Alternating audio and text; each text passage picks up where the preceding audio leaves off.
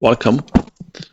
So this is the third video for my series of consolidation clips. In the first video I showed you how we did initial recognition consolidation worksheet accounting. In the very simplest scenario where we don't have any goodwill or any uplift of assets and liabilities or any non-controlling interest. In the second video I showed you how we did post-acquisition worksheet consolidation when we don't have any intercompany transactions whatsoever. In the third video I'm going to show you how we do subsequent recognition in this same basic setting where we don't have any goodwill, but now we have intercompany dividends. So since we have intercompany dividends, we are going to have biases appearing in the parent co's income statement. In the parent co's, possibly, well, we are going to have biases also in the parent co's assets. Likewise, we are going to see biases in the subco's equity, possibly in its assets or in its liabilities, depending on the scenario. I'm looking here at the scenario where the subco has declared dividends 30, but it has not yet paid it out. So when it declares dividends, it's getting removed from the retained earnings and gets added as a short-term or current liability as a dividend payable. Likewise, the parent co recognizes that dividend income, and therefore the profit before tax has increased by 30. But it has not yet received them because it still lingers as a dividend payable in the subco.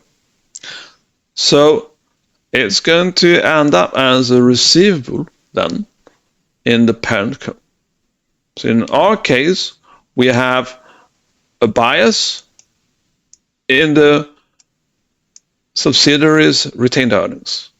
We have a bias in the subsidiaries' payables or current liabilities. We have a bias in the parent co's profit, and we have a bias in parent co's receivables to eliminate.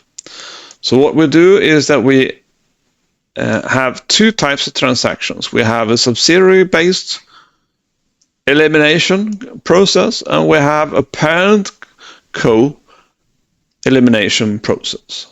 In the dividend payable scenario, or in the subco subsidiary scenario, we have to remove that dividend payable,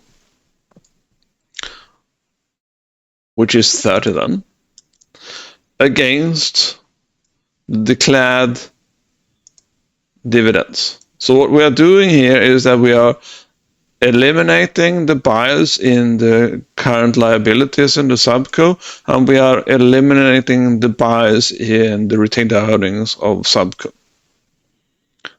We still have biases in the parent co's income statement or statement of profit or loss. So we are going to eliminate that also.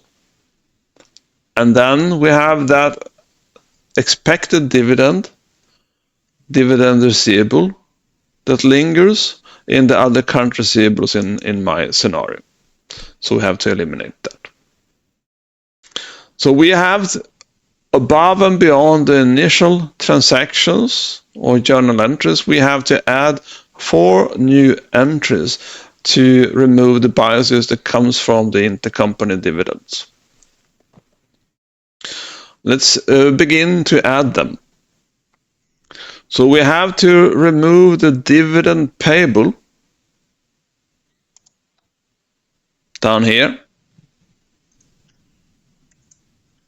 Sorry, there we have it. Like that.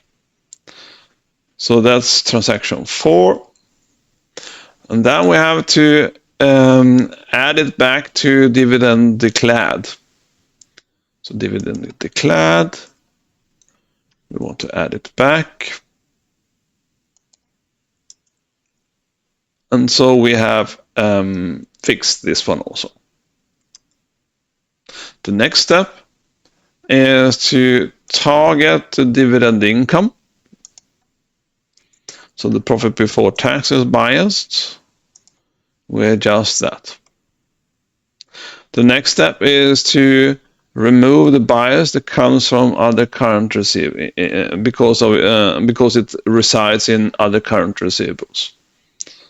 So then we have that one.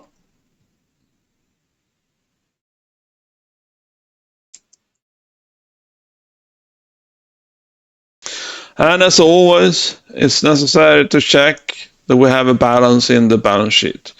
Typically, if you do any minor mistake when we do consolidation worksheet accounting, we are not going to get balance on the balance sheet. So the first litmus test that we do when we think we are done with the worksheet consolidation is to check, do we have a balance? That's why I always have these zeros in here, because it's like the litmus paper to me. It's going to signal if I've done anything wrong. Thank you.